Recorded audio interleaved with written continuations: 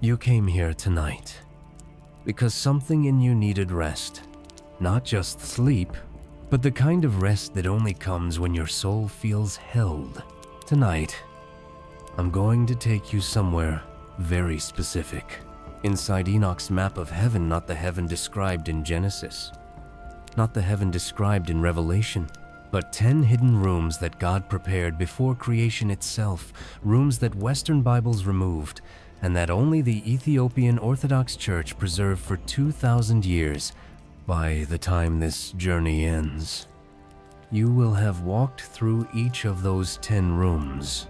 Lidat, that single Ge'ez word whispered in the ancient churches of Lalibela for over 1,400 years, doesn't just mean birth.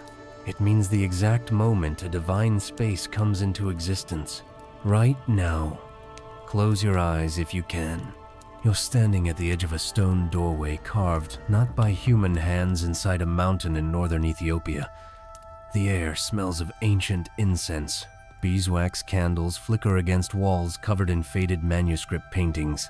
And on one of those paintings is a map, not of the earth, not of the stars as scientists describe them, but of 10 rooms inside heaven itself, each one labeled in Ge'ez script, each one serving a different purpose for a different kind of soul. This map existed before Enoch wrote it down. It was given to him during the first of his 2 heavenly journeys, a journey recorded in a book that the Council of Laodicea voted to remove from the Bible in 363 AD. That book survived. In Ethiopia, in Ge'ez, and tonight, we read it together. My name is Pastor Michael, and I've spent years studying the Ethiopian Orthodox canon, the only Christian tradition in the world that preserved the complete Book of Enoch as sacred scripture. Tonight, we're opening 1 Enoch, chapters 17 through 36, the section scholars call the Book of the Watchers, Cosmic Geography. And within those chapters lies something most Bible readers have never seen. A detailed celestial map with 10 distinct chambers. The Ge'ez manuscripts call them Meskabe Anbasa, each one governing a different spiritual state of the soul after death. Let's begin.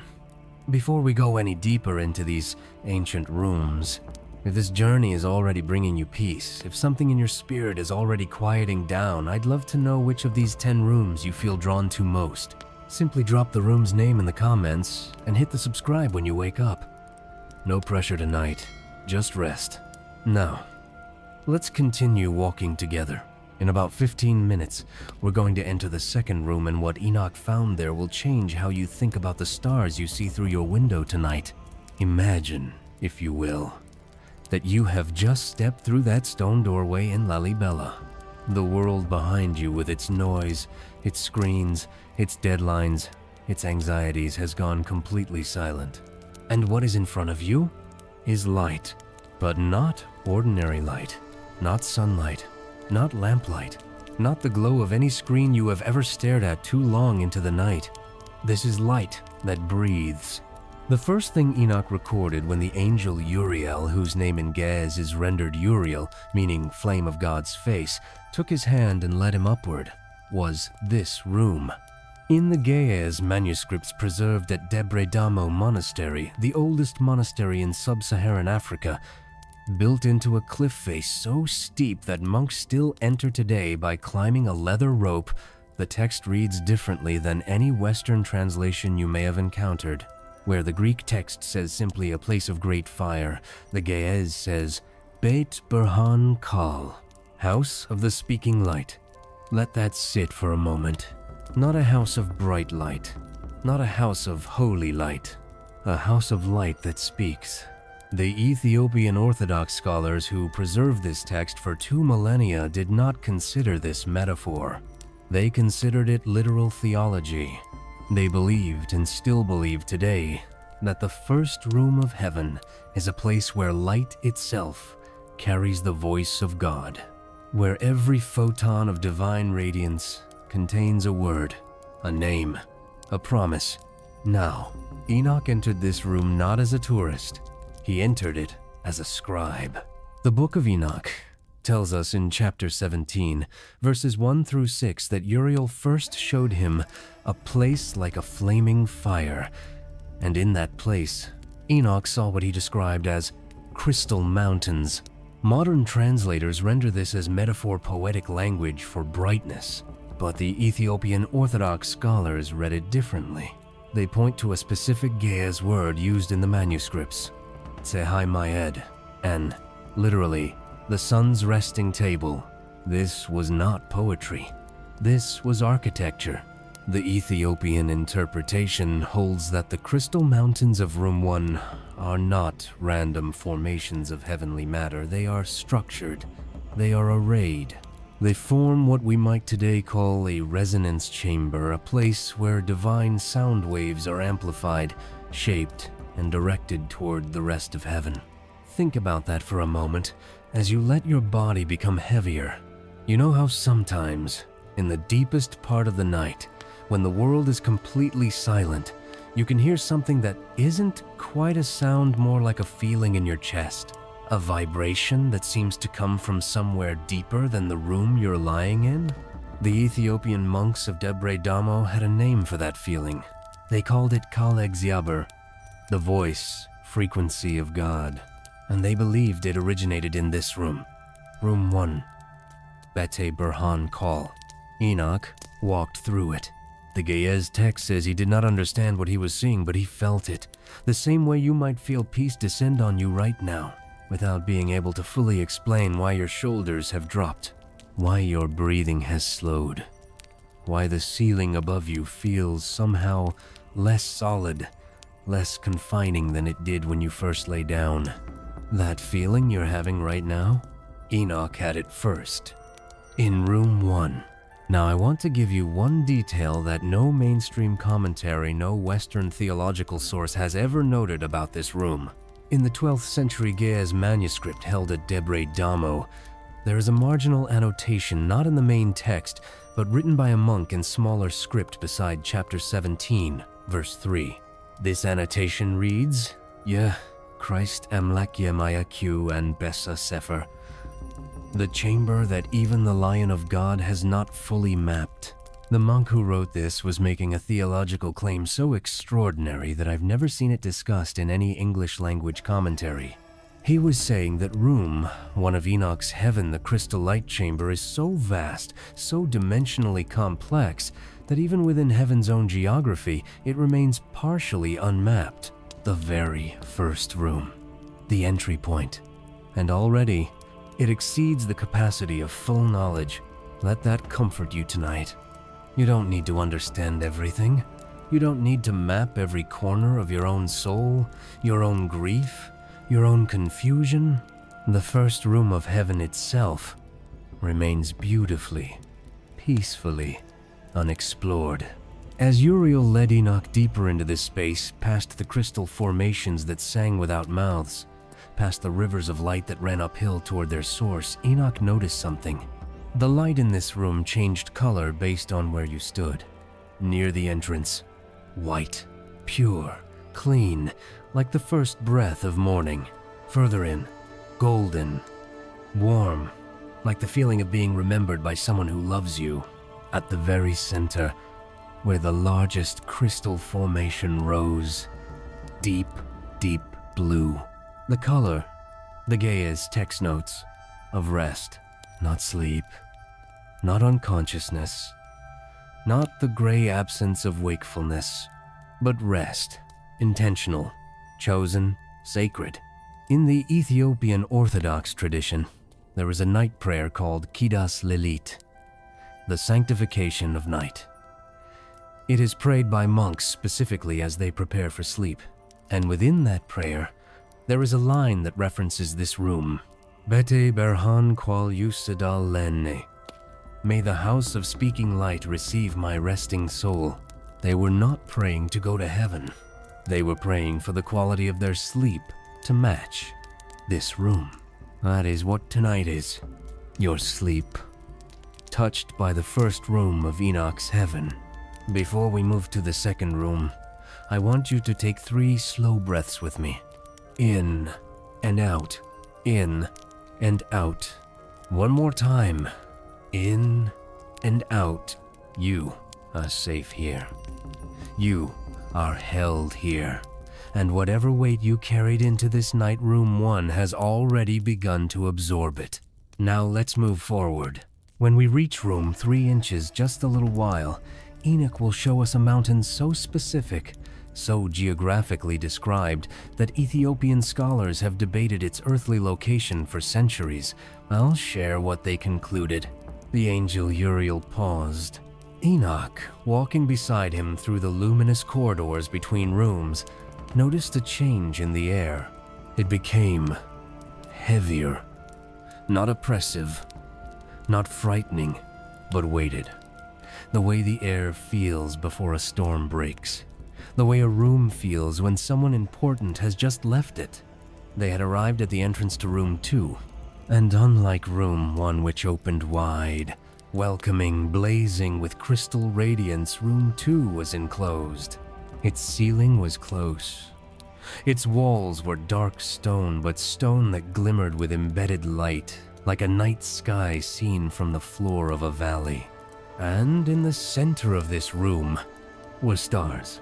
Not paintings of stars, not symbols of stars. Actual stars, suspended, still, silent. Now here is where the story becomes extraordinary, and I need you to stay with me for just a moment before you drift deeper. When Western scholars read 1 Enoch 18:13-16, they translate the text as saying this room is a prison for the angels who transgressed. And so for centuries, Western commentators concluded that room 2 of Enoch's heaven was a jail for fallen angels. But that is not what the Ge'ez says. The Ge'ez manuscript, the one that Ethiopian monks have read for 2,000 years, uses the word Ye-Kokab, which does not mean angel, which does not mean spirit. Ye-Kokab means star. Ye-Kokab Mekatel, the holding place of stars. And specifically, the Ethiopian text clarifies stars that disobeyed their appointed seasons. Let me explain what that means in the Ethiopian Orthodox theological framework, because it changes everything about how you understand this room. In the Ethiopian cosmology preserved in both 1 Enoch and the Book of Jubilees, every star has an assigned task. Every celestial body has what the Ge'ez calls Ye-Kokab Zemen, God's appointed time. A star does not merely exist, a star has a job. A star rises at a specific hour. It sets at a specific hour. It moves through its constellation at a specific pace. And when a star fails to do this, when it rises too early, or sets too late, or wanders from its path, that star is removed from the sky and placed here, in room 2. Now take a breath and consider what this means for you, lying in your bed right now, perhaps struggling to fall asleep because your body doesn't know what time it is. The Ethiopian monks who read this text every morning would have recognized something immediately. Your insomnia, your inability to settle, to quiet, to enter rest at the appointed hour, is the same condition described in room 2. Not a moral failure, not a spiritual problem, a star that has lost its rhythm. The 2nd century Ethiopian scholar Abba Garima, one of the 9 saints who brought Christianity to Ethiopia, wrote a commentary on this passage that has never been translated into English. In it, he says, Ye mutat, kokab, aidelam, yerekabo, zemanun yalaku nu. The imprisoned star is not dead. It has forgotten its appointed time. A star that has forgotten its time. That is you, tonight. Not broken, not fallen, not condemned. Just temporarily displaced from your rhythm. And here is the beautiful part. Here is the detail that no Western commentary has ever noted, because Western commentaries were reading a different text. The Ge'ez manuscript describes what happens to the imprisoned stars. They are not destroyed. They are not punished indefinitely. They are recalibrated. Room 2, the holding place of stars, is not a permanent prison. It is a place of rhythmic restoration. The stars in this room are being slowly, gently returned to their appointed frequencies. And the sound in this room, unlike the speaking light of room 1, is a hum. A deep, resonant, continuous hum. The Ethiopian text calls it Mezmur Semai, the hymn of the sky. Uriel explained to Enoch that this hum is what the stars are learning. They are being sung back into their rhythm. I want you to let that become your experience right now. Whatever disrupted your sleep, the anxiety, the screen time, the late meal, the racing thoughts, the grief, the unfinished conversation that keeps replaying in your mind, consider that you are in room 2 tonight, not imprisoned, being recalibrated. The hum you hear right now, even if it seems like silence, is Mezmur Semai. Your body's appointed time is being restored. Enoch stood in this room for what seemed to him like moments, but the Ge'ez text tells us that Uriel noted it had been the equivalent of 3 watches of the night. In Ethiopian liturgical tradition, the night is divided into 7 watches. Enoch spent nearly half a night in room 2, not studying, not analyzing, not trying to understand, just standing in the hum. And when Uriel finally let him out, Enoch wrote, and this is a direct quotation from the Ge'ez manuscript, chapter 18, verse 16 in the Debre Damo text. Wede amleg zimera nefs, siramet. Toward divine silence, the soul found its time. The soul found its time. Not peace exactly, not joy exactly. The soul found its time. The moment when rest becomes not an achievement, but an inevitability. When sleep stops being something you chase and becomes something that simply arrives because you have remembered your rhythm. I'll be honest with you, and I'll be more vulnerable later in our journey tonight, but I've had seasons in my own life where room 2 felt more familiar to me than any other room in this map. Seasons where I could not sleep, where every night was a negotiation with my own mind. And reading this passage, this specific, strange, beautiful passage about imprisoned stars being recalibrated, was the first time I ever felt understood by an ancient text. Not pitied, not judged, understood. We'll move to room 3 inches just a moment. But first, notice your breathing. Is it slower than when we began? Good. You're doing exactly what the stars in room 2 are learning to do. After this room, we enter room 4, and what Enoch sees there is so overwhelming that he falls on his face. But the reason why he falls is not what you'd expect. I'll explain exactly what caused it, and why the same thing can happen to you in prayer tonight. Uriel led Enoch upward, not through a corridor this time, not through a passageway, but upward in a direction that Enoch struggled to describe.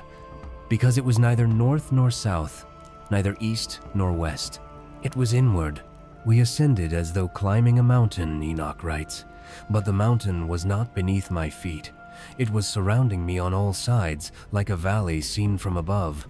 This is the language of a man trying to describe spatial experience, for which his vocabulary was entirely insufficient. He was entering room 3. The Ge'ez text names it Ye-Kokab Mekatel, the foundation mountain of God. Not God's dwelling place, not God's throne, but the mountain upon which the throne rests. The foundation. Now stop for just a moment and think about the theological architecture being described here. In Western Christianity, heaven tends to be understood as a place, a location, a destination. You die, you go to heaven. Heaven is where God is.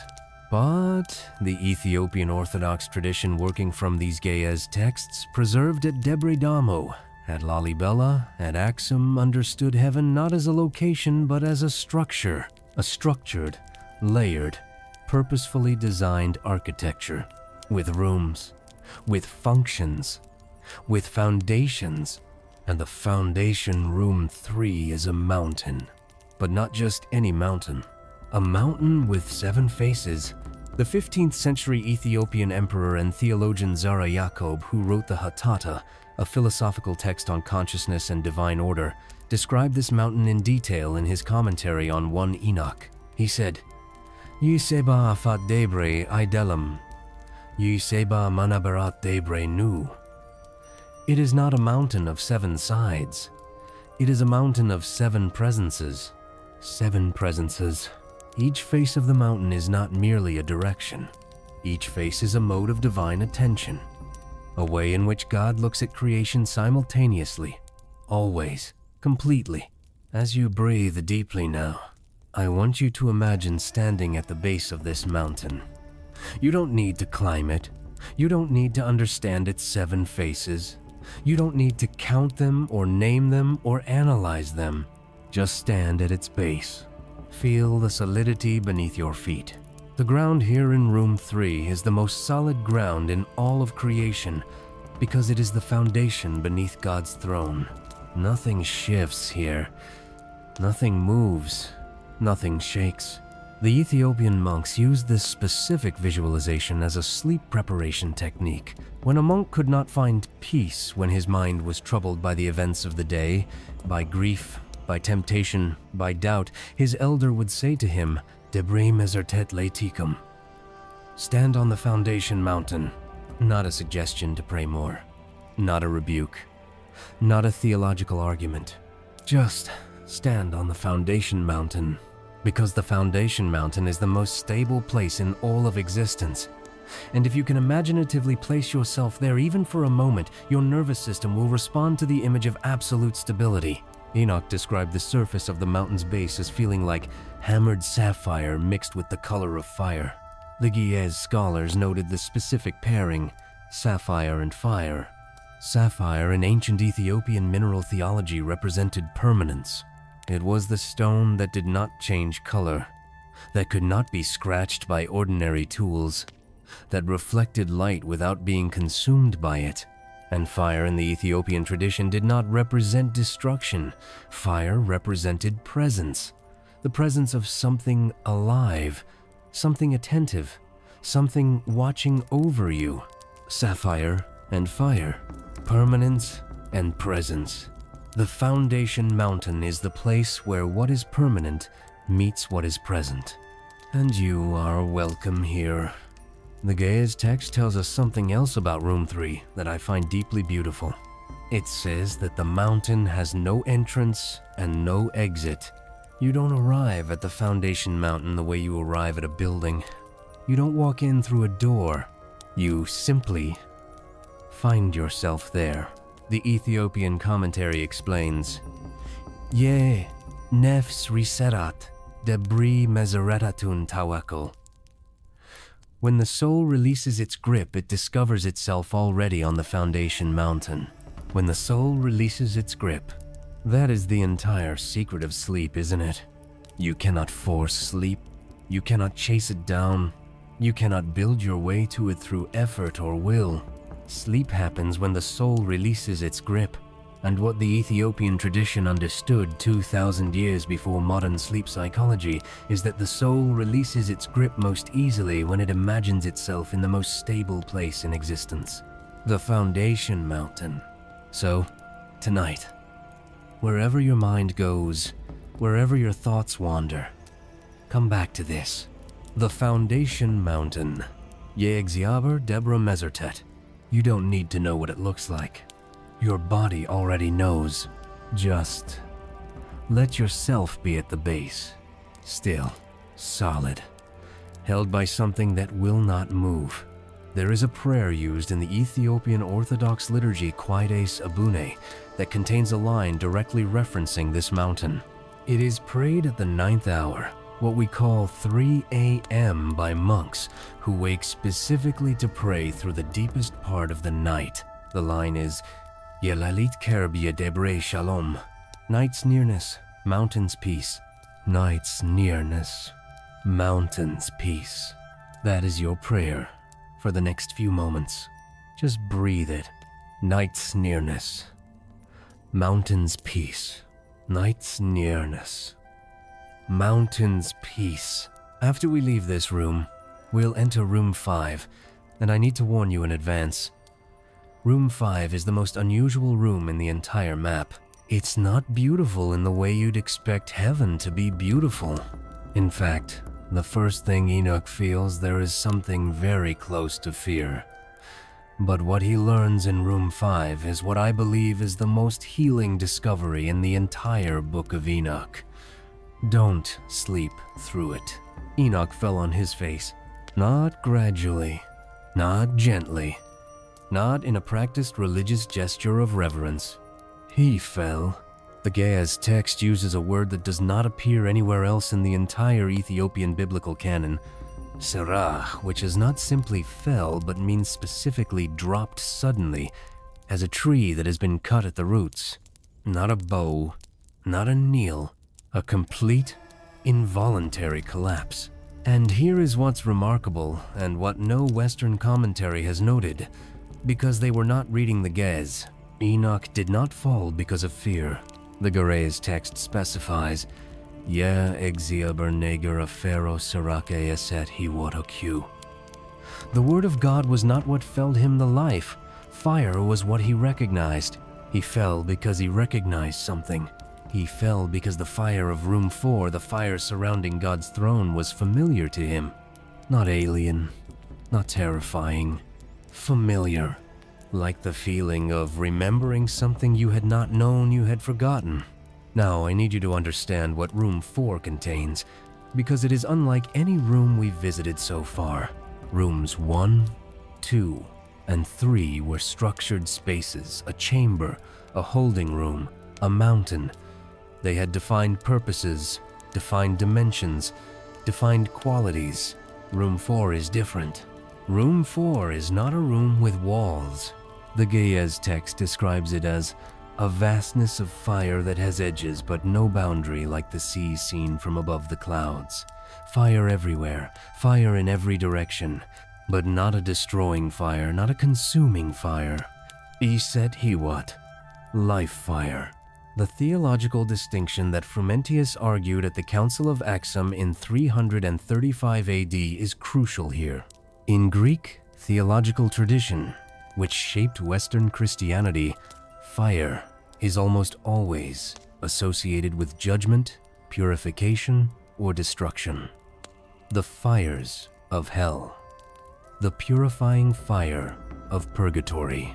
Even the Holy Spirit as tongues of fire at Pentecost is understood as a burning, a consuming, an overwhelming. But Frumentius, working directly from the Ge'ez Enoch texts, argued something different. He said that the fire in room 4, the fire of the divine throne, was not destroying fire. It was generating fire. It was the same fire that animated human life, the same fire that made a living thing different from a dead thing. The same warmth in the chest that you feel when you hear music that moves you, or when someone you love walks into a room, or when in the middle of a long, difficult night you suddenly feel, for no reason you can explain, that everything is going to be all right. That fire, that is Iset Hiwat. And Enoch fell when he recognized it, because he had felt it before. Every human being has felt it before. The Ethiopian Orthodox monks who used this passage in their sleep preparation liturgy did not use it as a text about God's terrifying power. They used it as a text about God's familiar warmth. They would say before sleep, Yea, Eset Hivot Kirb Lihon. May the life, fire, draw near. Not, may God's power protect me, but may the familiar fire come close. Let me ask you something, and you don't need to answer out loud, just let the question rest in you as you breathe. What is the warmth you remember? Not the warmth of a season or a place, though those count too, but the specific warmth, the inner warmth that arrived in a moment when something was very right, very true, very safe. That warmth is what the Ethiopian tradition says is room 4. That warmth is Eset Hiwat, and it is not foreign to you. It is the most familiar thing about you. Now, as you rest more deeply, as your body sinks further into the surface beneath you, I want you to feel that warmth begin somewhere in your chest. Not forced, not manufactured, not imagined as an effort, just allowed. The way you allow a room to fill with morning light by simply not keeping the curtains closed. Open, breathe, warm. The Ge'ez text tells us that Enoch lay on his face in room 4 for what the angel measured as 1 full watch of the night. He didn't move, he didn't speak, he didn't pray. He just lay there in the life fire. And the text says, Betelo yi, tueledu hiwotun awerku. While he lay there, he was being restored to life, not saved from death, not healed from sickness, restored to life, as if life itself, the full, vibrant, unhurried, purposeful version of being alive, had partially slipped away from him, and room 4 was giving it back. How much of your life, your real life, your full life has been slowly, quietly draining away? In the exhaustion, in the busyness, in the anxiety, in the nights you could not sleep? You are in room 4 now. You don't need to do anything. Just lie here, in the life fire, and let yourself be restored. From the ancient highlands of Ethiopia, to the stone churches of Lalibela, to the scrolls of Debre Damo, to this moment, in your room, in your bed, in the quiet, dark. Something has been kept for you. Something has been waiting for this exact night. Room 4 is not the end of the map, but it may be the room where you finally stop running. In room 6, which we'll reach in a few minutes, we enter the most beautiful geography in all of Enoch's heaven. A garden, but not the garden you're thinking of. This garden contains a tree that even Adam never saw a tree. The Ge'ez manuscripts give a specific name that appears nowhere else in the Bible. I'll tell you that name and what it means for your sleep tonight. This is the room I told you about. The room that, at first, feels unsettling. Enoch, still warm from room 4, follows Uriel westward. The Ge'ez text specifies the direction as Wende Mirab, toward the west, toward the setting of the sun, toward the place where light goes when the day is done. And what he finds there is not beautiful in the conventional sense. What he finds are 4 large spaces. The Ge'ez word is manabara, which does not mean rooms, does not mean chambers, does not mean cells. Manabarat means hollows, like the hollowed out space inside a mountain, like the space inside a cupped hand, like the space inside a chest that is breathing deeply. 4 hollows. Now, before I describe what is in these hollows, I want to address something directly. Some people, when they first encounter this chapter of Enoch, feel troubled, because it is describing what happens to human souls after death, and depending on what you believe, depending on what fears you carry, depending on what grief you hold about people you have loved and lost, this can feel like walking into territory that is tender. I want you to know you are safe here. Whatever theological tradition you come from, whatever you believe or don't believe about what happens after death, you are approaching this room tonight, not as a theologian trying to get the doctrine right, but as a soul that is tired and needs to rest. And what I find in room 5, when I sit with it quietly, is not terror. What I find is order.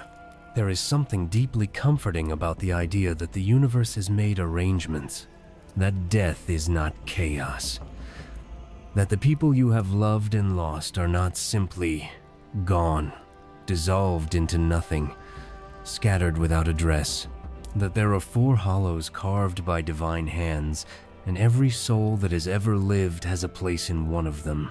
Let me describe the first hollow, the one that concerns you most tonight. The Ge'ez text calls it Menfez Kal Manaberat, the hollow of the speaking spirit. It is a hollow of light. Not like the crystal light of room 1, this is gentler, warmer. The Ethiopian funeral liturgy describes it as the color of evening sky just after the sun has set that particular shade of deep gold fading into purple. This is where the Ethiopian tradition holds. The souls of the peacefully righteous rest, not active, not wandering, not waiting in anxiety, resting. The Ge'ez text says something beautiful about the quality of rest in this hollow. It says, Ye nefstirhat tu shalom. The souls release a peace held within. Peace held within. Not peace imposed from outside. Not peace that came from the absence of difficulty. Peace that is held the way water is held in a hollow, the way light is held in crystal, the way warmth is held in stone long after the sun has moved past it. I think about that phrase often when I'm helping someone grieve, when someone has lost a person they loved, a parent, a child, a friend, and they say to me, I hope they're at peace. I now understand what they mean with new specificity. They are hoping that person is in the first hollow, in Menfez Kal Manaberat, in peace held within. Breathing slowly now, I want you to release, for just this moment, any grief you are carrying, not to forget, not to abandon, just to rest it. The way you rest something heavy by setting it gently on the ground. Set it here, in the hollow, just for tonight. You can pick it back up tomorrow, if you need to. But tonight, in room 5, everything is held. The 4th hollow, the text notes, is entirely empty, not occupied, not waiting for specific souls, just empty. And the Ge'ez commentary adds a line that puzzled me for years until I understood its depth. Ye tikmet manabaratye, nefs timhert nu. The empty hollow is the soul's lesson. The empty hollow is the soul's lesson. What is the lesson of an empty space? Potential. Possibility. Room. The universe, in its wisdom, always keeps something empty. A space that has not yet been defined by what it contains. A room that is not yet a room, just spaciousness. There is a hollow in you tonight that is empty. Not because something should be there and isn't, but because something beautiful has not yet arrived. Let it be empty for now. Let it breathe. I want to pause for a moment, just a minute, and be honest with you. I come to these ancient texts not as a theologian who has everything figured out. I come to them as someone who has lain in the dark, exactly the way you are lying in the dark right now, not knowing how to quiet the noise inside. There were nights, and there have been many of them, when nothing worked, when prayer felt like talking to a wall, when the silence of 3 a.m. felt like abandonment rather than peace. And what brought me back to sleep, what brought me back to myself, was not a technique or a theology. It was a story. This story. These rooms. Enoch's map. And the simple, extraordinary idea that heaven is not a vague place of eternal brightness, but a structure with specific rooms, specific purposes, specific wisdom. And one of those rooms is built for people like me and like you, who come here tired and leave rested. After room 6, we enter the section of Enoch's map that deals with the geography of what lies beyond the known world, including room 7, which contains something the Ge'ez text calls the boundary of wind and fire. I want to share something about this boundary that Ethiopian scholars kept confidential for centuries, only sharing it during the, quote, preparation of someone for death. You'll understand why when we get there. A garden. Of all the rooms in Enoch's heaven, the blazing light chamber, the star prison, the foundation mountain, the living fire throne, the 4 hollow resting places of all of these. The room that stopped Enoch in his tracks was a garden. He had not expected beauty in this direction. The Ge'ez text says that as Uriel led him toward room 6, the air changed completely. The heavy, weighted atmosphere of room 5 with its 4 hollow spaces and their quiet, solemn order gave way to something Enoch had not felt since he left the earth. Fragrance, not incense, not burning, not the mineral smell of room 3's sapphire foundation. Living fragrance, the smell of something that was growing, and then he saw it. The garden? The Ge'ez text calls it Yetzedek Bota, the place of righteousness. Not the Garden of Eden that was different, on earth, in the past. This is different. This is heaven's own garden, the garden that was never given to Adam, never shown to the patriarchs, never described in any Western scripture. A garden that has been growing in heaven for all of human history. And at its center, above every other tree, different from every other tree, visible from every direction within the garden, was one tree, Zerzir Hayat, the tree that unwinds life. I want to tell you what the 13th century Ethiopian scholar Imran Christos wrote about this tree. Imran Christos was not only a scholar, he was a king. The last king of the Zagwe dynasty. A man who built the famous Biet Medhane Alam church at Lalibela. A man who spent decades studying the Ge'ez texts before he abdicated his throne to become a monk. In his commentary on 1 Enoch 25, he wrote, Zerzir Hayatya, Nefs Masaria Nuya, Sirat Zeman befit Yemata. Zerzir Hayat is the soul's loom. It weaves back what the years have unraveled. The soul's loom, weaving back what the years have unraveled. Think about that. The years, every difficult year. Every year that cost you something you didn't have to spare, they unravel something in the soul. Thread by thread, night by night. And the tree of wisdom in room 6 of Enoch's heaven is specifically designed to weave it back. Its fragrance is the tool.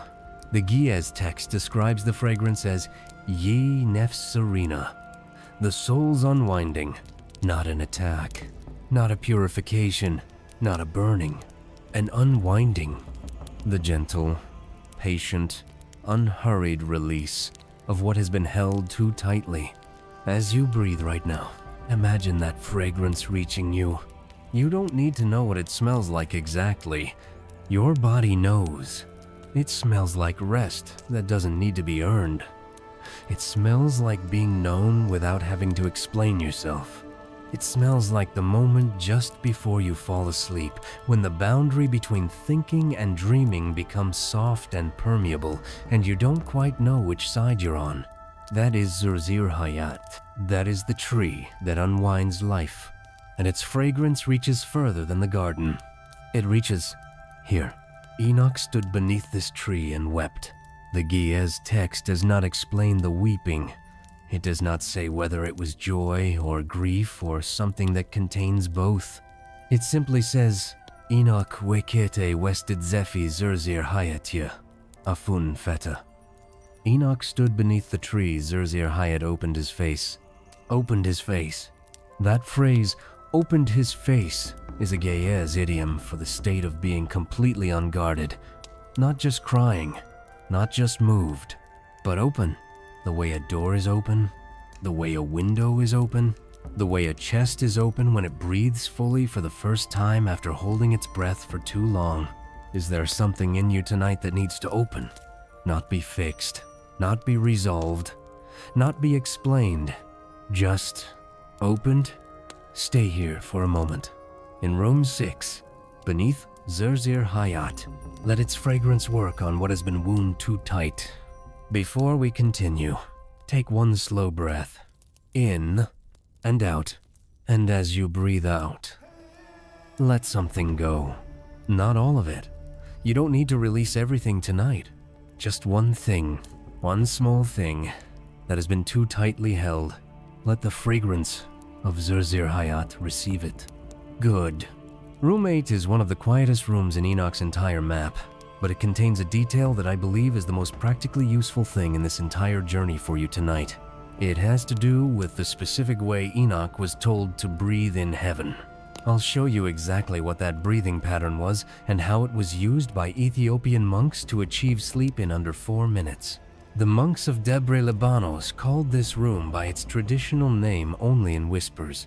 Even now, even in the 21st century, there are Ethiopian Orthodox priests who will not read chapter 34 of 1 Enoch aloud without first closing all the windows of the room, not because they are afraid of what is in the text, but because the text describes something that, in the Ethiopian tradition, is not meant to be encountered casually. It is meant to be encountered at the threshold. The threshold of what? The threshold of not quite awake. 1. Enoch chapters 34 through 36 describe the end of Enoch's first journey. He has passed through rooms of light and fire and mountains and gardens. He has seen the throne. He has smelled the tree.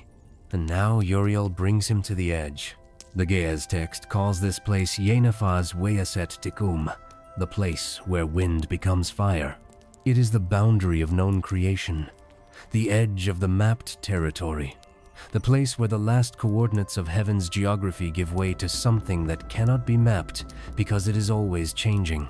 The 16th century monk Abba Tuaflos of Debre Libanos wrote something remarkable in his sealed commentary, a text that was kept inside a locked wooden box for 200 years and only opened by scholars in the early 20th century. He wrote, Ye tikum ye, hivot selam idelum ye, hivot shale nu.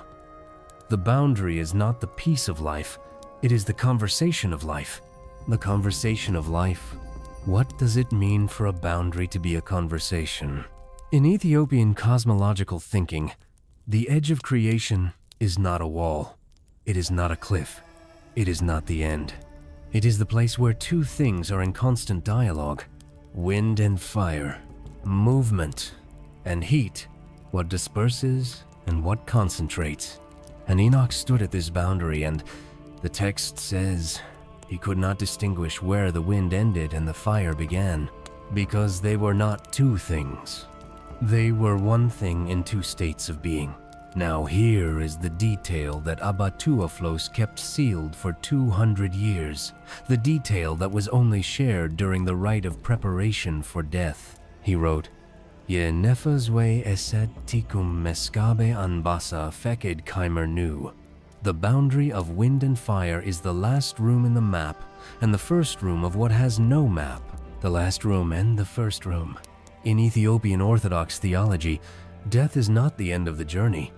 It is the crossing from the mapped territory into the unmapped territory, from the world described by Enoch's heaven with its 10 rooms and its crystal mountains and its foundation mountains and its gardens, into something that even Enoch could not describe, because it has not happened yet. But here is what is healing about this for sleep. The boundary that Enoch stood at the place where wind becomes fire, where the last room meets the first unknown, is also the boundary of consciousness. Every night, when you sleep, you cross it. The state you are moving toward right now, the soft dissolution of waking thought, the transformation of linear thinking into the flowing imagery of dreams, the moment when you are no longer quite here and not yet fully elsewhere.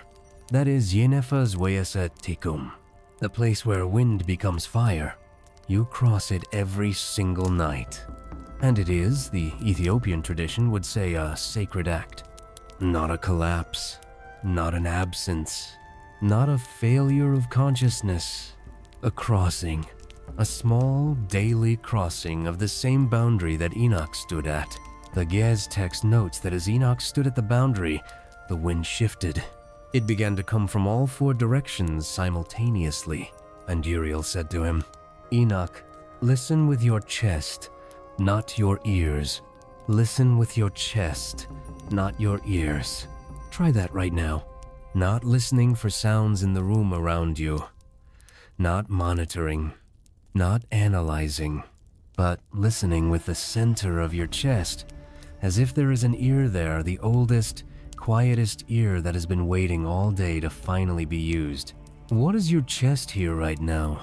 The wind at the boundary, Enoch writes, was neither warm nor cold. The fire at the boundary gave no heat.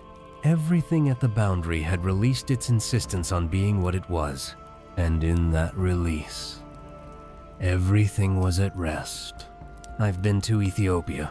I've stood at the entrance of Debre Damo at the base of that cliff, looking up at the leather rope that is the only way in. I didn't climb. I'm not that brave, but I stood there long enough to feel something.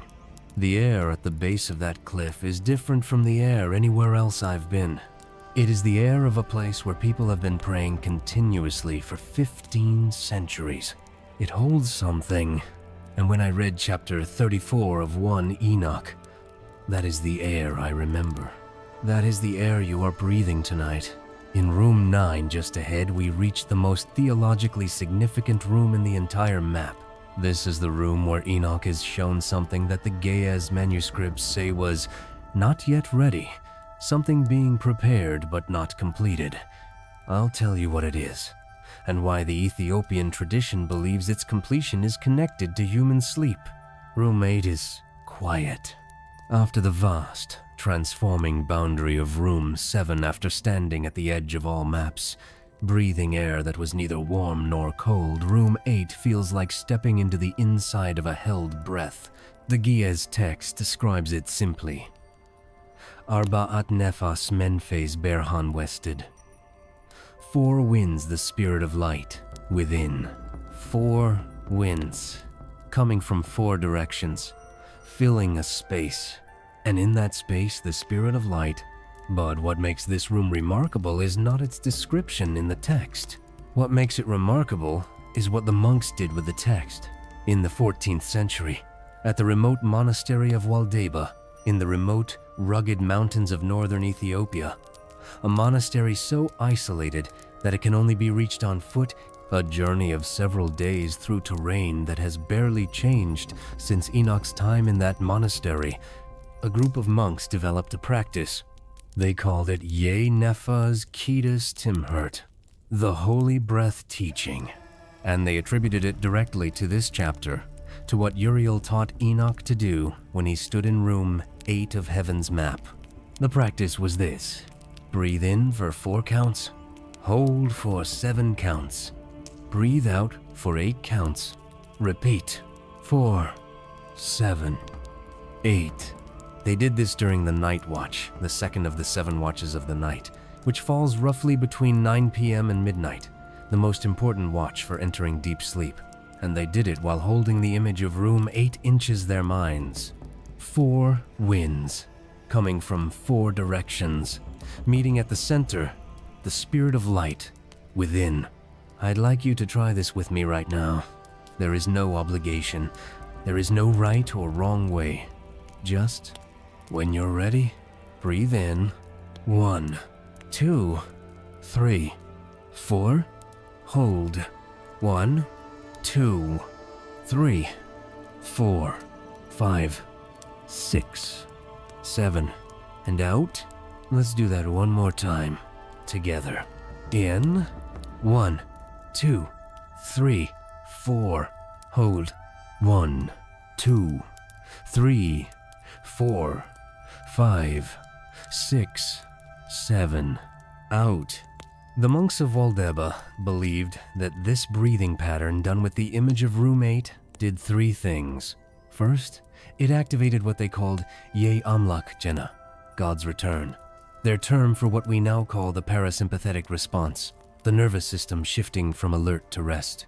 Second, it synchronized the breather with the 4 winds of room 8, aligning the body's rhythm with the celestial rhythm Enoch had witnessed. Third, and most beautifully, it opened what they called Ye-Nefs Tusat, the soul's readiness, the state of being ready to cross the boundary of sleep without resistance, ready to cross without resistance, not forcing sleep, not chasing it, but being ready for it when it comes, like a door that is no longer locked. Let's breathe one more time. In. 1, 2, 3, 4. Hold. 1, 2, 3, 4, 5, 6, 7. Out. 1, 2, 3, 4, 5, 6, 7, 8. You don't need to do anything else tonight except continue to breathe. The full winds of room 8 are already here. The spirit of light is already within. Your soul is already ready. There is a psalm, Psalm 131, in the Ethiopian Orthodox liturgy that contains a line used specifically during the night watch. Nefs, iketemokeruye, lelit nefas keneta. My soul is calmed by the night's breathing. My soul is calmed by the night's breathing. Say it gently, if you'd like. My soul is calmed by the night's breathing. My soul is calmed by the night's breathing. The final room. Room 10 is the room Enoch was never allowed to enter. He could only stand at its entrance. And what he heard from inside that room is something no Western Bible has ever recorded.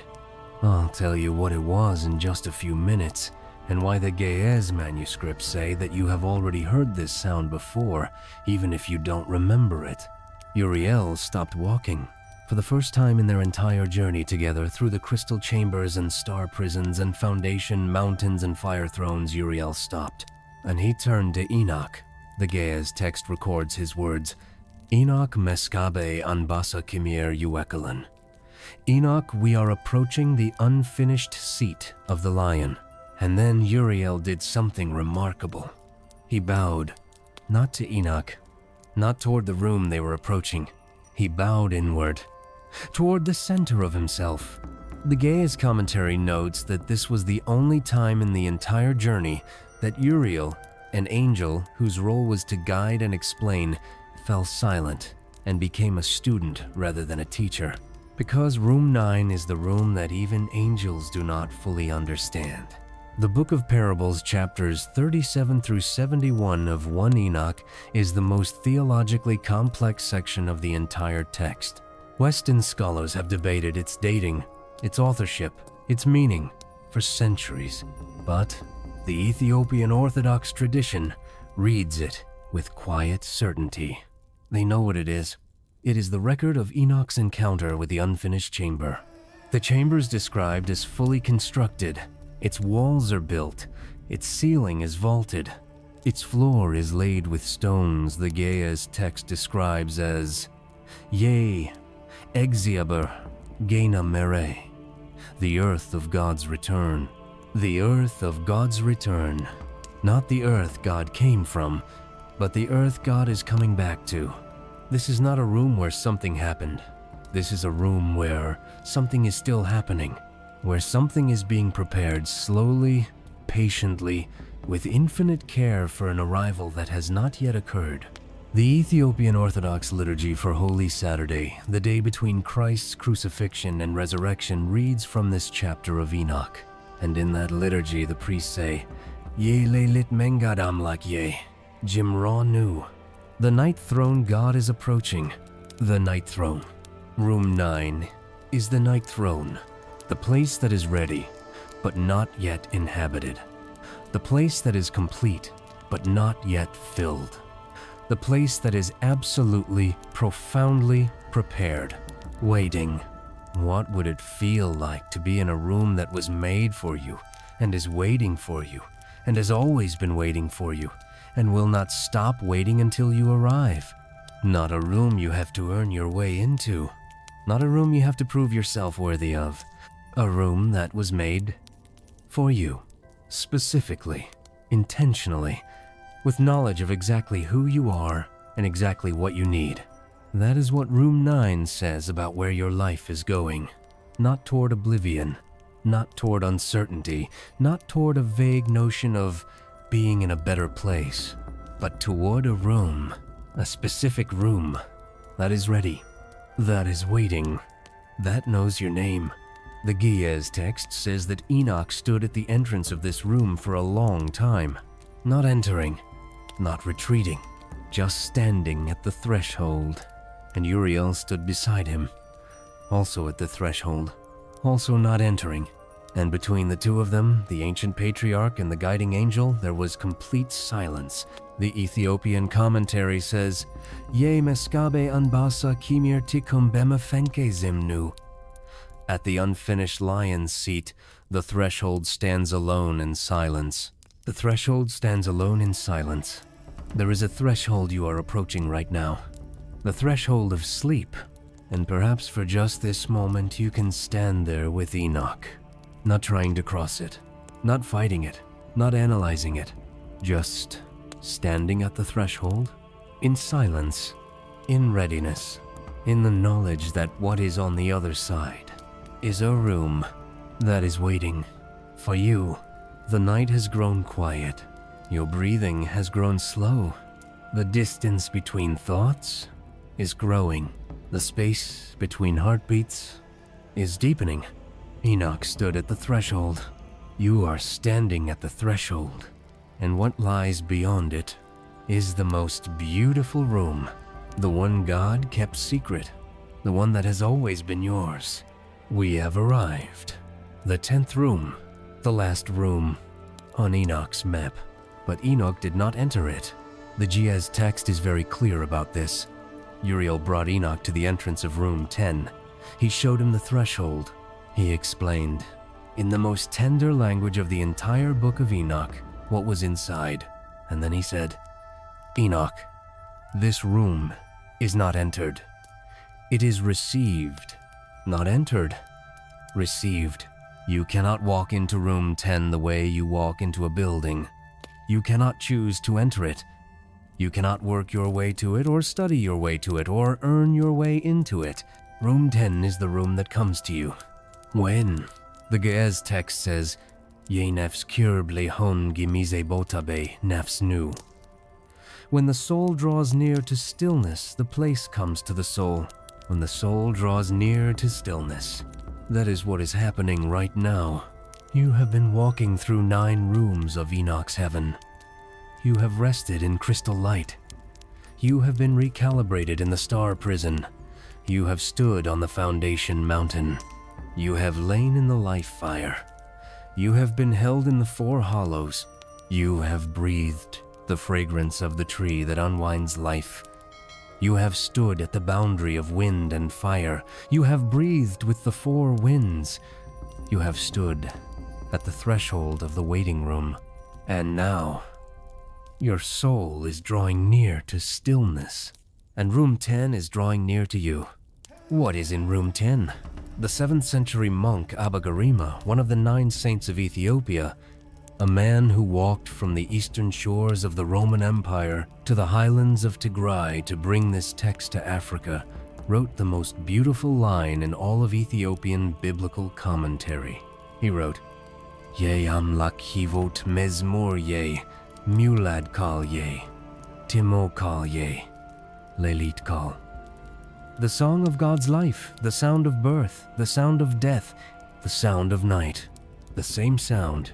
At birth, at death, in the deepest part of night, the sound of being held by God.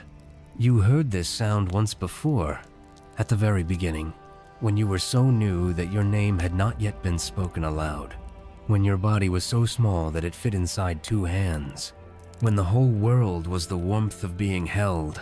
You heard it then, and room 10 is simply the place where you hear it again. There is nothing you need to do, nothing you need to understand, nothing you need to prepare. The sound is not outside you. It never was. Breathe. Just breathe. Room 10 is not a room with walls. Room 10 is the inside of God's holding. You are there. You have always been there. And tonight, you remember. 10 rooms? You have walked through 10 rooms. And somewhere between room 1 and room 10, you let go of something. Maybe you know what it was. Maybe you don't. Either way, it is no longer yours to carry tonight. The ancient Ge'ez scholars called this moment Ye nefs yiteret, the returning of the soul to its belonging, not its destination. Its belonging. You belong to rest tonight. You belong to silence. You belong to the dark that is not empty, but full of old prayers from Ethiopian highlands, full of the hum of stars being recalibrated, full of the fragrance of Zirzir Hayat, reaching across 3,000 years to find your particular tired. Somewhere in northern Ethiopia tonight, the monks of Waldeba are in their night watch.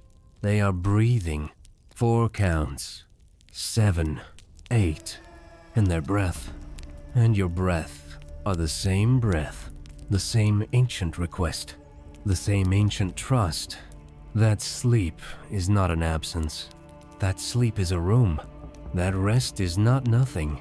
That rest is a return. Every night, you die a little death, and every morning, you are given back. This is the gift the Ethiopian Orthodox tradition has known for 2,000 years. Sleep is not unconsciousness. Sleep is a journey. And tonight, you have a map, 10 rooms, and you have walked through every one. No, don't walk anymore. Just be here, in the belonging, in the silence, in the room that came to you when your soul grew still. You are so tired, and that is so holy. The tiredness you feel right now is not failure. It is the weight of having lived another day in a world that asks too much, of bodies that were made for rest. Tonight, you have rested in 10 rooms that were built for you before you were born. Sleep now. You are held. You are known. You are home. May the House of Speaking Light receive your resting soul tonight. May the 4 winds of Room 8 carry your every anxiety into their keeping.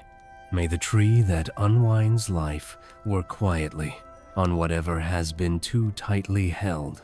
And may you wake tomorrow morning, remembering, even if only as a feeling, even if only as a trace of something soft at the edges of your waking mind, that you were held tonight into the rooms by something ancient, by something that knew your name. Good night. You are in Room 1 again, not because you went back, but because Room 1 never left. The light of Beit Berhan Kal, the House of the Speaking Light, is not a place you visit once and leave. It is a quality of the darkness. The darkness around you right now, the darkness of your room, the darkness behind your closed eyes is not empty darkness.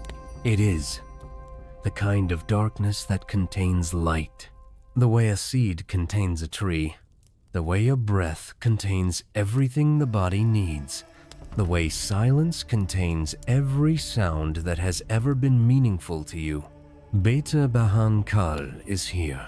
The speaking light is in the darkness.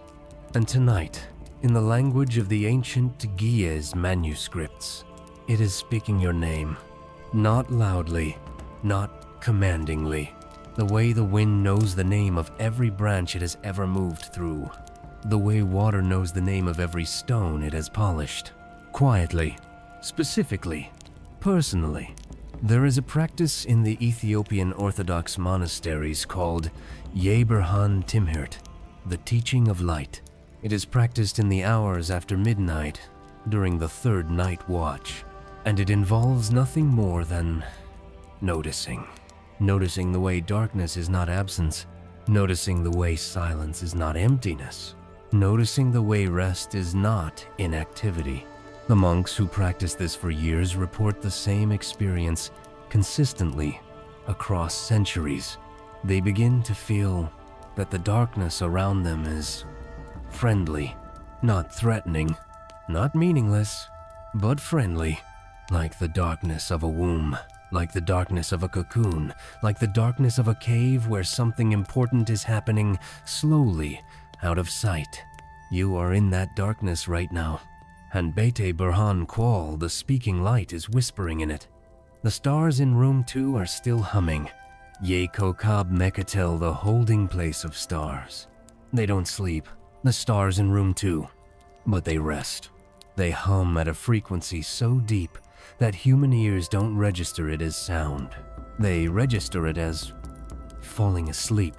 That gentle heaviness in your limbs right now, that is Mezmur Semai, the hymn of the sky. Your body is being sung into rhythm by something ancient and vast and entirely patient. The stars in room 2 are not being punished. They are being given time. And tonight, so are you. Let's breathe together one more time. The way the monks of Waldeba breathe in the deep of night. Breathe in. 1, 2, 3, 4. Hold. 1, 2, 3, 4, 5, 6, 7. Out. 1, 2, 3, 4, 5, 6, 7, 8. Again. In. 1, 2, 3, 4. Hold. 1, 2, 3, 4, 5, 6, 7. Out. 1, 2, 3, 4, 5, 6, 7, 8. One more. In. 1, 2, 3, 4. Hold. 1, 2, 3, 4, 5, 6, 7. Out. 1, 2, 3, 4, 5, 6, 7, 8. Good. Your appointed time is now. Extended room 3 revisit. The mountain does not move. The foundation mountain does not know how to be unstable. Ye-Kokab Mekatel. Right now, in this moment, as every satellite orbits, as every news cycle churns, as every social media notification waits to be seen, as every worry prepares its morning arrival, the foundation mountain stands exactly where it has always stood, unchanged, unshakable, unimpressed by urgency, and you are standing at its base. Feel the ground beneath you. The actual ground, the mattress, the floor, the earth below the building, the deep rock below the earth. It is all the foundation mountain. It is all Ye-Kokab Mekatel. And you are standing on it. And it will not move. Not tonight. Not ever. Room 4. Revisit. The life fire in your chest. There is a warmth at the center of your chest. It has been there all day. Through everything you faced today. Through everything that was hard. Through everything that was ordinary and unremarkable and exhausting in its ordinariness. It was there. That warmth. Ethiopian. The life fire. It is not something you generated. It was given to you. At the beginning, before your first breath, before your name, before any of the stories that you tell about who you are and where you come from and what has been done to you and what you have done. Before all of that, Ethiopian. The life fire. Still burning. Still warm. Still yours. Extended room 5. Revisit. The empty hollow waits. The 4th hollow in room 5 is still empty. It is always empty because it is not waiting for a soul. It is waiting for a dream. The Ethiopian commentary in a section that I have only found in one manuscript, a 19th century text at the Institute of Ethiopian Studies in Addis Ababa, says this about the empty hollow. Ye-Tikmet manabaratya, hulum nefsya, mutatimhertun yamezetaber nu. The empty hollow is where every soul rehearses its final learning. Rehearses, not experiences, not remembers, rehearses. In the empty hollow, every night, your soul rehearses something. What does it rehearse? The same thing it will learn at the end. That everything was, in fact, going to be all right. That the worry was unnecessary. That the love was real. That the kindness you gave was received. That the kindness you needed was coming. And that rest was always the point. Room 6. Revisit. Zerzir Hayat. Still unwinding. The fragrance of Zerzir Hayat does not stop when the room is left behind. It follows. The way the smell of a forest stays in your clothes long after you've returned to the city. The way the warmth of a fireplace stays in your skin long after you've walked into the cold night. Zerzur Hayat followed you out of room 6, and it is here now, in the air you are breathing, in the slowing of your thoughts, in the growing distance between each word I say and the next. The soul's loom is working, quietly, patiently, weaving back what the years have unraveled, thread by thread, breath by breath, tonight by tonight. Extended room 7, revisit, at the boundary again. You are at the boundary again. Ye nefaz weyesetikum, the place where wind becomes fire, the place where your thoughts are becoming images, the place where the ceiling of your room is becoming something else, the place where my voice is becoming part of a landscape, and you are not quite sure where the words end and the dreaming begins. That is the boundary. That is the crossing. That is the sacred act of sleep. Cross it gently. Extended room 8, revisit. The 4 winds, still breathing. North, south, east, west. 4 winds, all meeting at the center. At you, Arbat Nefas Manaberat, the chamber of 4 winds. You are the center tonight, where all the winds meet, where the spirit of light is within. Room 9, revisit. The threshold, always open. The unfinished chamber is always at the threshold. Ye meskebe anbasa kimir. Always being prepared, always making room, always setting another place at the table. For you, always for you. Room 10, final return, the song of being held.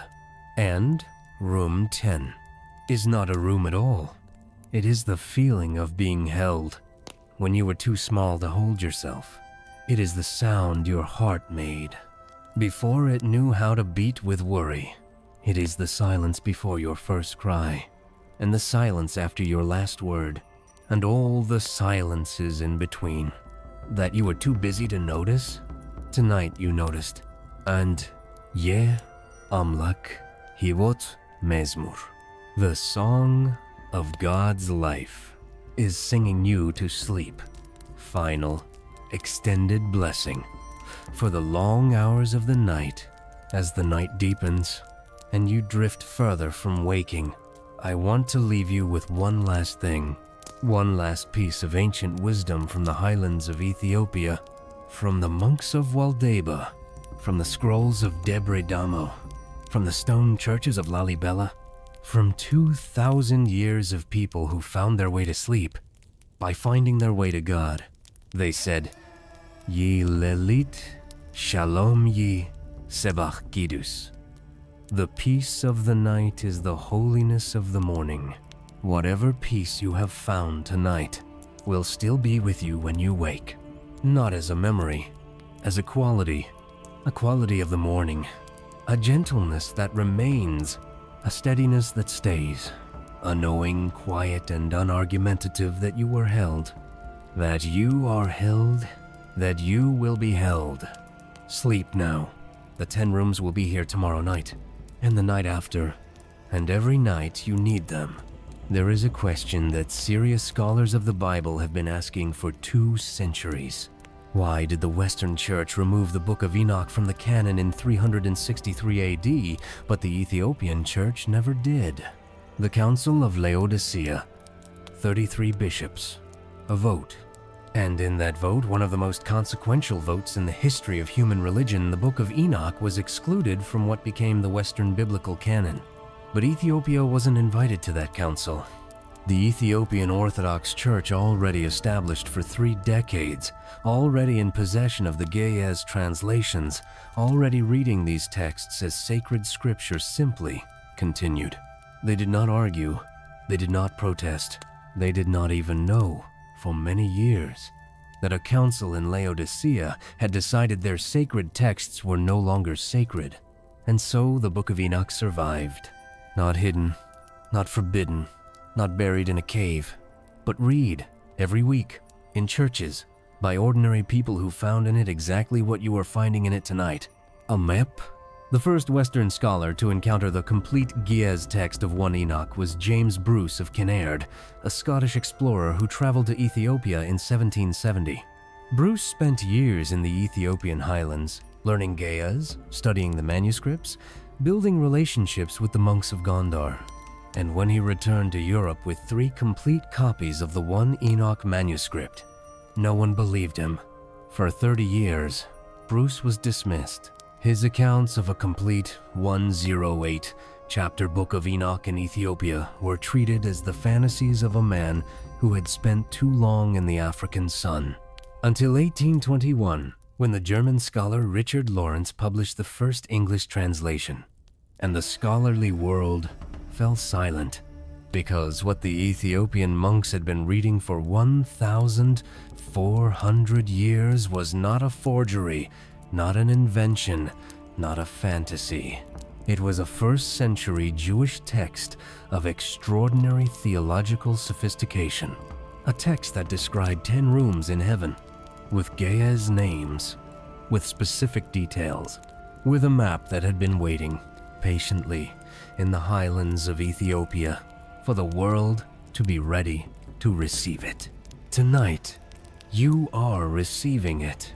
Not as a scholar, not as a theologian, but as a person who came here tired and who is now, slowly, finding a room.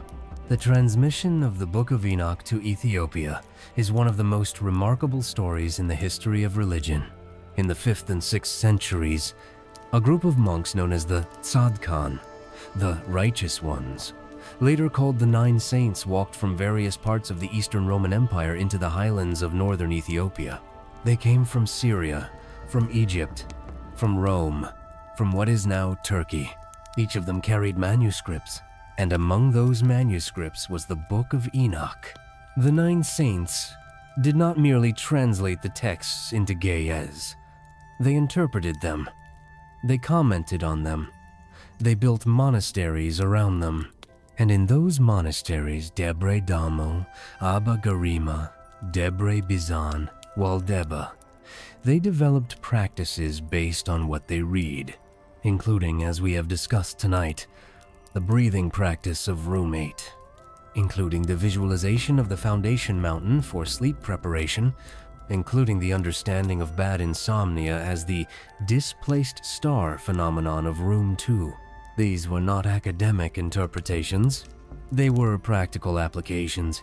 These monks were reading Enoch and saying, "This is not just theology, this is instruction." And they were right. One of the most extraordinary aspects of the Ethiopian transmission of 1 Enoch is the language itself. Giez, the liturgical language of the Ethiopian Orthodox Church, is one of the oldest written languages in the world. It is older than Arabic, older than modern Hebrew. It belongs to the South Semitic family of languages, related to the ancient languages of southern Arabia and the Horn of Africa. And there are words in Giez for which no exact translation exists in any other language. We've encountered several of them tonight. Zerzir. To unwind, to release tension, to undo what has been over-tightened. There is no single English word for this. Serach, to drop involuntarily, as a tree cut at its roots. English has no equivalent. Meskeb Anbasa, the seat or dwelling of the lion. But Anbasa in Giez is not just a lion, it is a specific quality of power that is patient, that does not need to prove itself, that rests in its own completeness. The Giez language, developed in the same geographical context as the texts it preserved, contains within its vocabulary the precise tools needed to understand what the Book of Enoch is saying. When you read 1 Enoch in English, you are reading a translation of a translation of a translation. When the Ethiopian Orthodox Church reads it, they are reading the original. The Ethiopian Orthodox tradition divides the night into 7 watches, each with its own liturgical purpose. Watch 1. Sunset to 9 p.m., the watch of remembrance. The day is reviewed, gratitude is offered. Watch 2. 9 p.m. to midnight, the watch of preparation. This is when Ye, Nephas, Ketus, Timirt, the holy breath teaching of room 8 is practiced. The body is prepared for sleep. Watch 3. Midnight to 2, Am, the watch of crossing. The deepest sleep is expected here. The soul is understood to be most fully in the rooms of Enoch's heaven during this watch. Watch 4. 2 a.m. to 4 a.m., the watch of dreaming. Ethiopian monks believe that the most significant dreams come in this watch. It is considered prophetic time. Watch 5. 4 a.m. to sunrise, the watch of return. The soul begins its return to waking consciousness. Dreams are reviewed and interpreted. Watch 6. Sunrise to mid-morning, the watch of gratitude. The day's first light is received as a gift. Watch 7. Mid-morning to noon, the watch of work. The energy restored by sleep is applied to the world. You are in Watch 2 or Watch 3 right now. The watch of preparation or the watch of crossing. Both are exactly right. Your body is being prepared, or you are already crossing. Let the night watches hold you. Let the ancient Ethiopian framework of the night receive your particular tiredness. Let me review the 10 rooms one final time, not as theology, but as gifts. Room 1, Bete Berhan Kwal, the House of Speaking Light. Its gift to you tonight, the permission to not understand everything. The first room of heaven is unmapped even by God. You don't need to understand yourself completely before you rest. Room 2, Ye-Kokab Mekatel, the holding place of stars. Its gift to you tonight. Your disrupted sleep is not a failure. You are a star being recalibrated. Your body's appointed time is being restored. The hum of heaven is working on your rhythm. Room 3. Ye Exyaber Debre Mezertet, the foundation mountain of God. Its gift to you tonight. Stability. The most stable ground in existence is beneath you.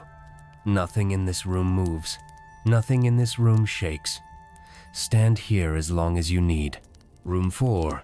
Ye-Hiwat Eset Mengad, the throne of living fire.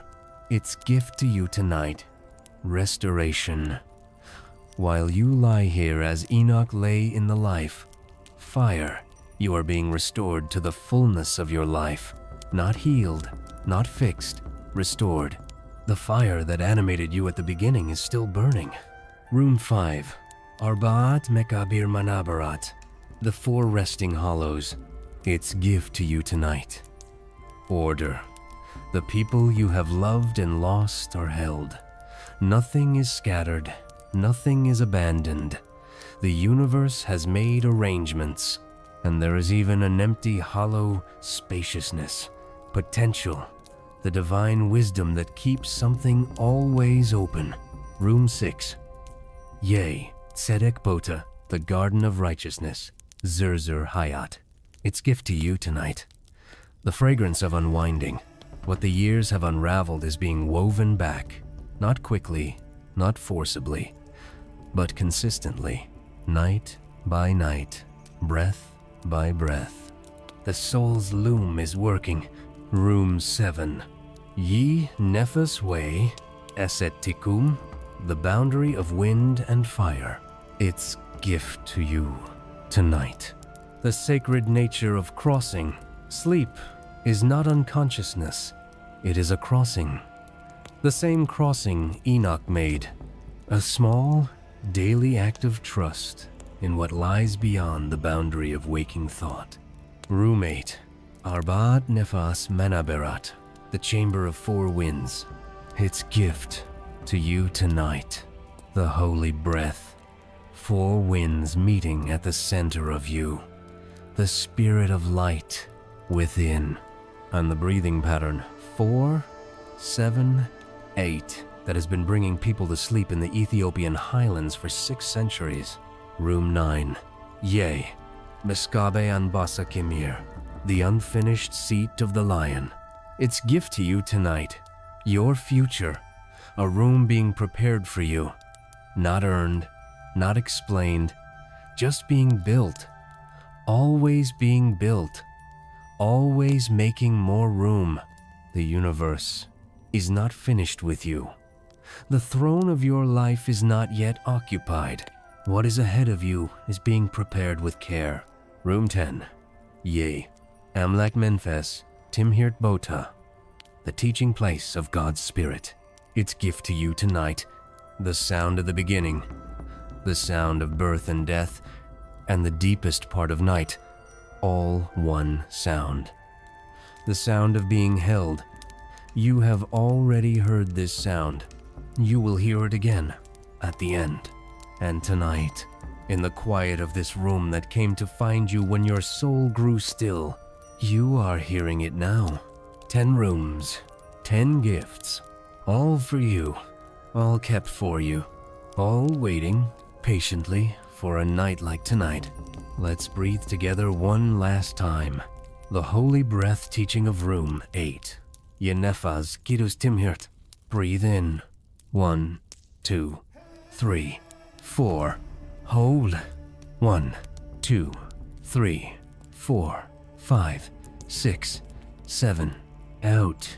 1, 2, 3, 4, 5, 6, 7, 8. Again. In. 1, 2, 3, 4. Hold. 1, 2, 3, 4, 5, 6, 7. Out. 1, 2, 3, 4, 5, 6, 7, 8. Feel your body. Feel the weight of it, the beautiful, tired, faithful weight of it against whatever is beneath you. Your body has carried you all day. Every heartbeat without being asked. Every breath without being reminded. Every blink without being commanded. Your body has been working for you faithfully, silently, all day. And now, it is asking for something. Not much.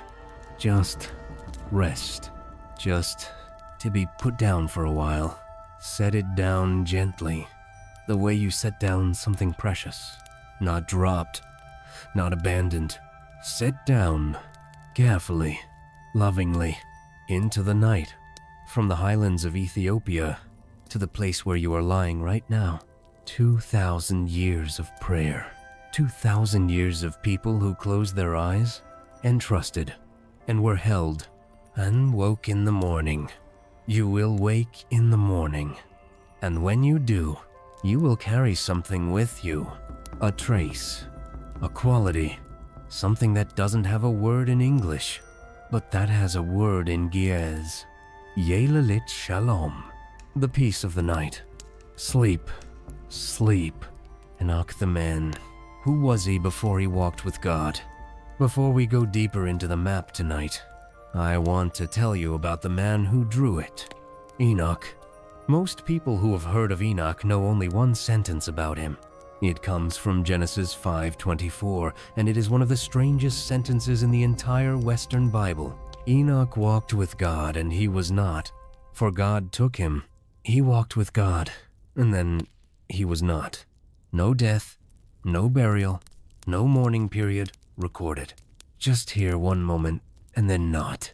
The Western Bible gives us exactly 2 sentences about Enoch in Genesis, a 3rd brief mention in Hebrews 11, 1 verse in Jude. That's all. A man of extraordinary significance, the great-great-great-great-grandson of Adam, the great-grandfather of Noah, a man who lived 365 years, who was taken directly into the presence of God without dying, and the Western Bible gives him 4 verses, but the Ethiopian Bible gives him 108 chapters. Let me tell you who Enoch was. Not the theological abstraction, not the canonical footnote. The man. The book of Enoch tells us that Enoch was a scribe. This was a significant profession in the ancient world. Scribes were the keepers of records, the translators of legal documents, the chroniclers of history. They were trusted with the most important work a society had, preserving knowledge across time. And what Enoch found when the angel Uriel came to him was that his skills as a scribe had been noticed by heaven. The Ge'ez text says in chapter 12, verse 3, Enoch ye, Sehaf bet Minjust unwaned. Enoch was the scribe of the kingdom of heaven, not a visitor, not a tourist. The scribe, the official record keeper of heaven's own affairs, and what heaven needed from its scribe at that particular moment in history was a specific record, the record of the rooms, the Watcher's question and Enoch's commission. Before Enoch saw the 10 rooms, before Uriel took his hand and led him upward, something happened that the Western Bible does not record. The Watchers asked Enoch to pray for them. The Watchers, the Ge'ez, calls them Iron, a word that means those who watch, were a group of angelic beings who had descended to earth and become entangled in human affairs in ways that violated divine order. Their leader was Semyaza. Among them were Azazel, who taught metalworking and cosmetics, Barakiel, who revealed astrology, Armoros, who taught the resolving of enchantments, and they had done what they should not have done. They had left their appointed station. The Ge'ez text says that the Watchers, facing judgment, could not pray for themselves. Why? Because their prayers, the prayers of beings who had transgressed their nature, would not be received. So they asked Enoch, a human being, to carry their prayer before God. Think about what this means. The beings who had access to heaven, the angelic ones, the ones who stood in the divine presence, as a matter of course they needed a human intercessor. Not because Enoch was more powerful than they were, but because Enoch was human. And human prayers, the text implies, carry a quality that angelic prayers do not. The quality of dependence, the quality of genuine need, the quality of a creature who knows absolutely that it cannot save itself. That is what Enoch had. That is what you have tonight. You didn't come here because you're spiritually advanced. You came here because you need sleep. And that need, that honest, embodied, unavoidable human need, is exactly what makes your prayer receivable. When you close your eyes tonight and simply breathe, that is a prayer, and it is received. The Astronomical Book, Enoch's Vision of Sacred Time. Chapters 72 through 82 of 1 Enoch are sometimes called the Astronomical Book, or the Book of Heavenly Luminaries. They are among the oldest sections of 1 Enoch. Some scholars date them to as early as the 3rd century BC, and they contain something extraordinary. A calendar. Not just any calendar. The divine calendar. The solar calendar that God established before human beings were created. The original blueprint for sacred time. And the Ethiopian Orthodox Church, uniquely among all Christian denominations, follows this calendar. The Ethiopian calendar has 13 months. Its new year, called Enkutatash, falls in what the rest of the world calls September. And it is currently, in Ethiopia, a different year than the rest of the world is living in because they count time from a different starting point, using Enoch's astronomical calendar as their framework. This is not merely interesting historical trivia. It is evidence of something profound. The Ethiopian Orthodox tradition has been living inside Enoch's vision of sacred time for 1,600 years. While the rest of the Christian world adopted the Gregorian calendar based on Roman timekeeping traditions, shaped by political rather than astronomical considerations, Ethiopia kept Enoch's time. And in Enoch's time, tonight is a sacred night. In Enoch's astronomical framework, every night has a position in the divine calendar. Every night has a purpose. Every night has a name. Tonight, wherever you are in the world, in whatever month and year your calendar says it is in Enoch's astronomical framework, tonight is the night of rest.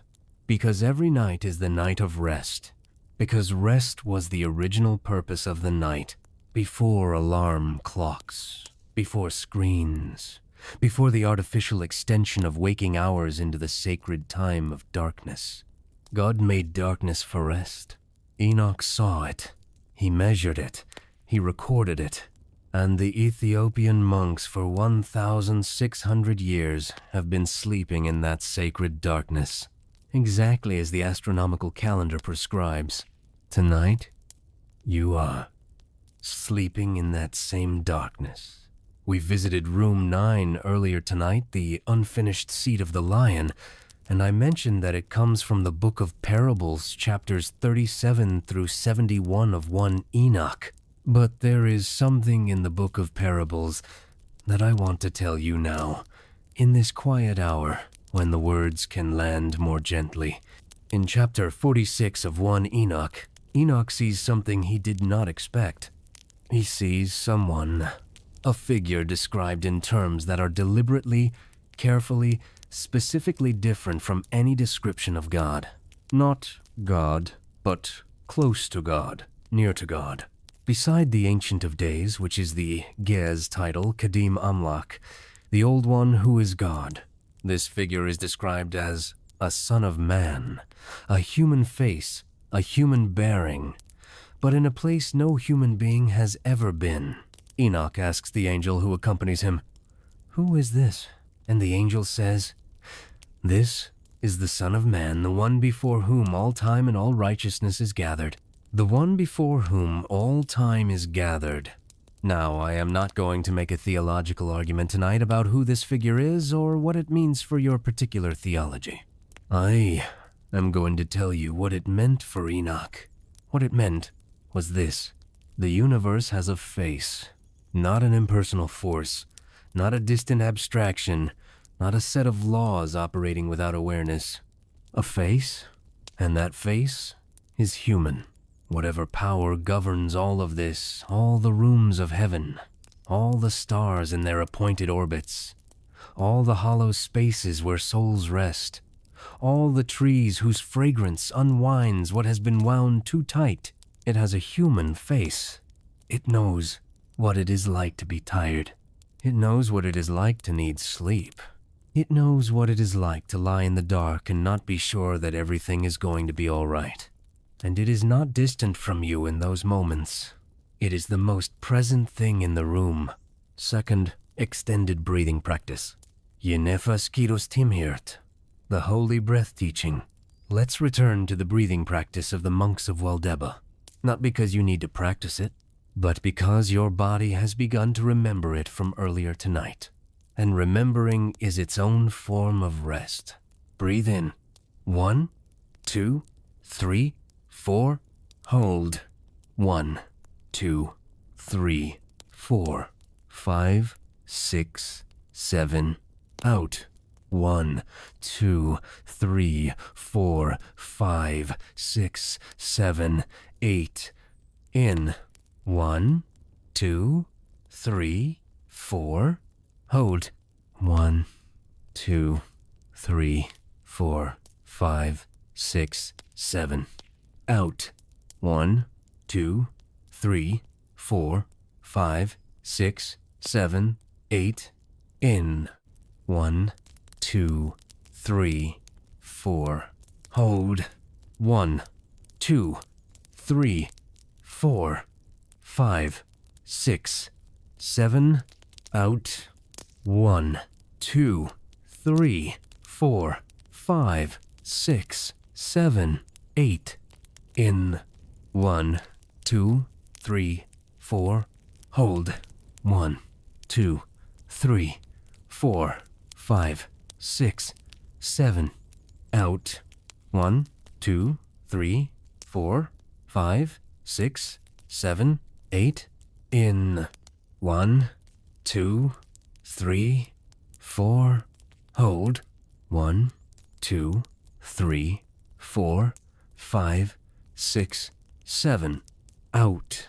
1, 2, 3, 4, 5, 6, 7, 8. Good. Feel the weight of your arms. Feel the weight of your hands. The weight of your legs, the weight of your head, all of that weight, all of that beautiful, heavy, faithful, tired weight being received by the surface beneath you. You don't have to hold any of it. Tonight, the ground holds it, and the night holds the ground, and the 10 rooms of Enoch's heaven hold the night. There is a prayer in 1 Enoch chapter 84 that is used in Ethiopian Orthodox liturgy specifically for the night.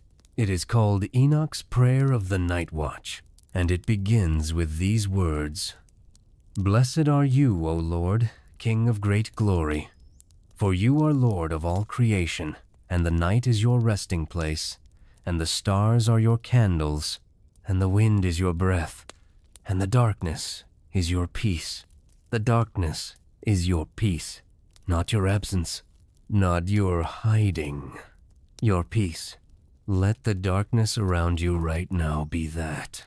Not the absence of something good, but the presence of something ancient, the resting place of the King of great glory. And you are in it." Enoch's prayer continues, "Receive my tired soul into your resting place.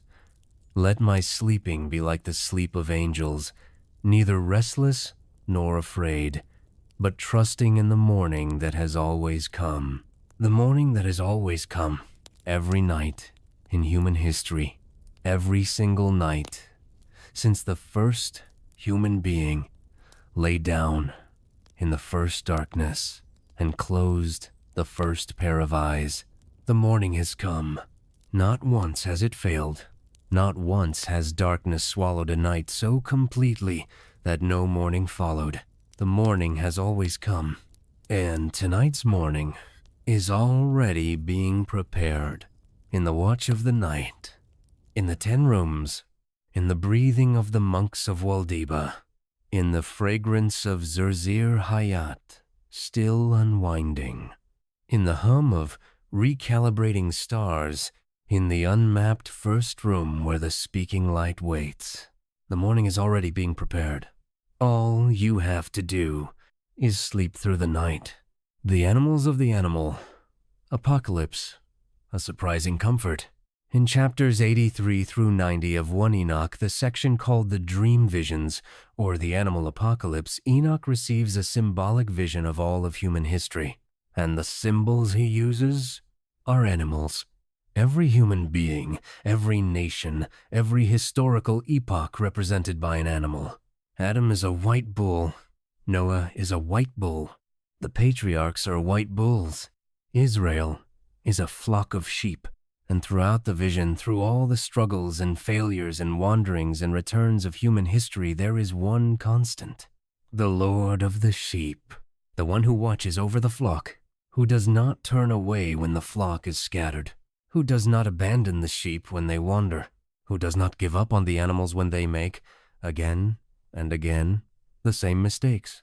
The Lord of the sheep watches, always, through every era, through every chapter, through every disaster and every restoration, always watching.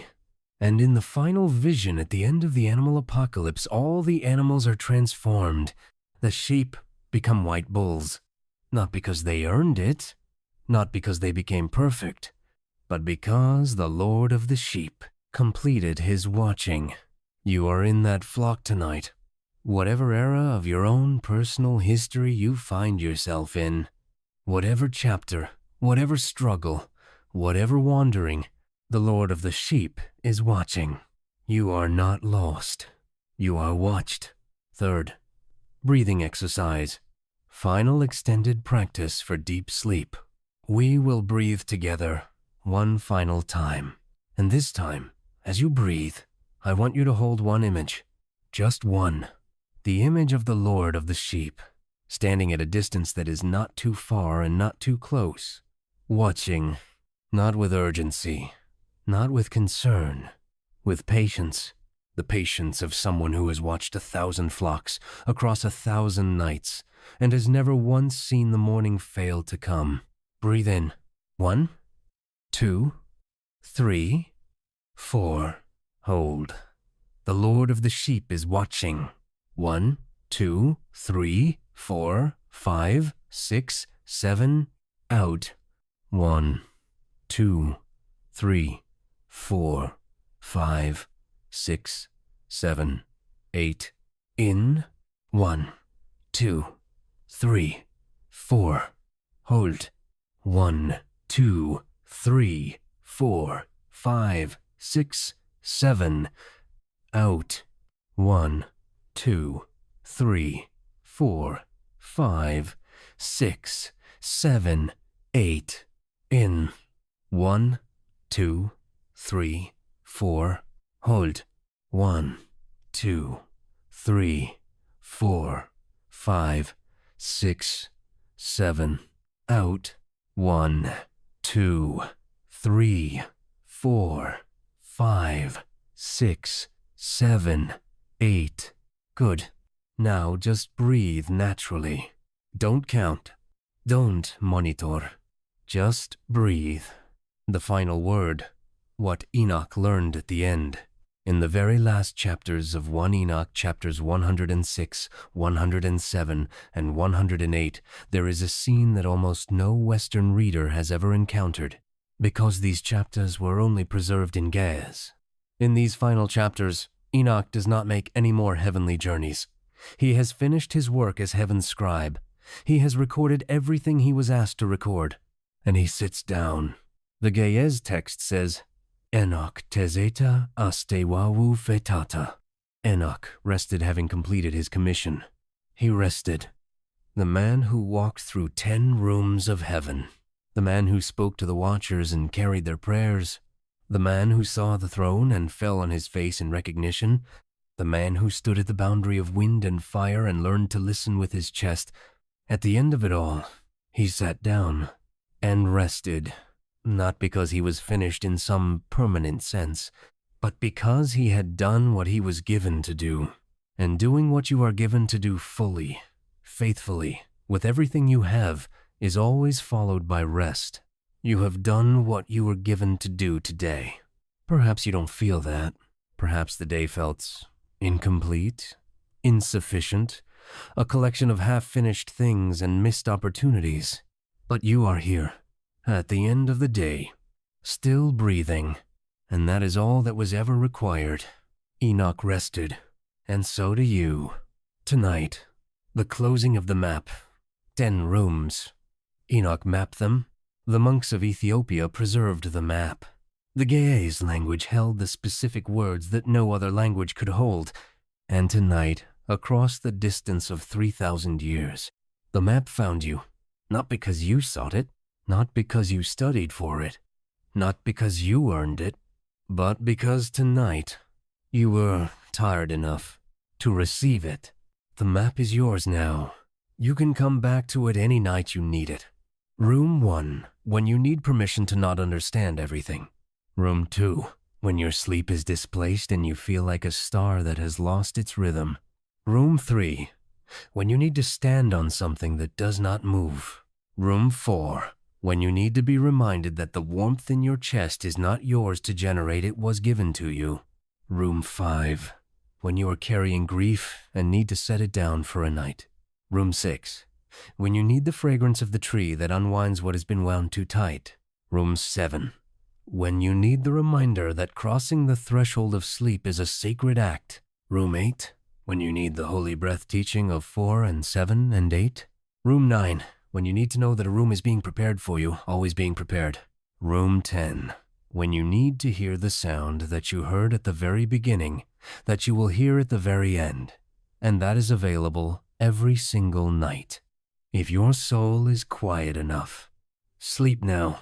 The map will be here tomorrow night, and the monks of Waldeba are breathing, and the stars in room 2 are humming, and the foundation mountain does not move.